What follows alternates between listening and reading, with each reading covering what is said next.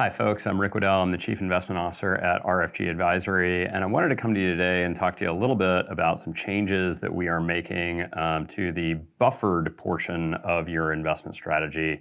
These sort of buffered accounts that ideally are designed to reduce downside volatility while still allowing you to potentially capture upside within the market. These are obviously strategies that are familiar to you, that have been used in your accounts for a while. And a couple of months ago, we got together with the team at Confidence and said, hey, are there some changes that we can make to this strategy, to this portfolio, that might help it be a little bit better in the future, that might help it adapt a little bit more?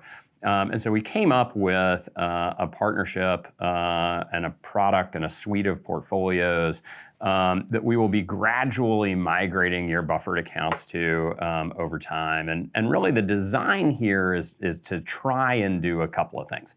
The first is to increase a little bit of the diversification within the portfolio. So adding a few more buffered positions to really reduce the reliance of the account on one or two positions, to sort of increase the number that are in there and give it a little bit more of a diversified feel.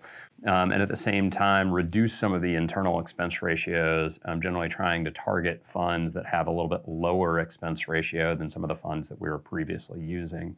The second goal that we were really trying to accomplish with this is to start to use a few products that remove the cap on overall performance within the portfolio. The thought process being here that in markets where the market runs significantly, we have a particularly strong year from an equity standpoint, that using a few ETFs or buffered products that would remove that cap would allow the overall strategy to potentially participate more in the upside of a very, very strong market. And so we were able to identify a few products there that will change a little bit the shape of the payoff curve in a way that we think you'll find appealing.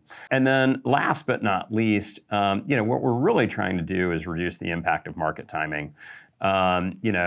Previously for some of these portfolios, depending on exactly when you got in, you may have a different maturity schedule and a outcome that's really tied to specific months. By spreading that out over a couple of different monthly buffer periods, we can generally try and generate a smoother ride for those types of products, which hopefully will actually result in smoother account performance over time. So with that, as always, if there are any questions, please let me know.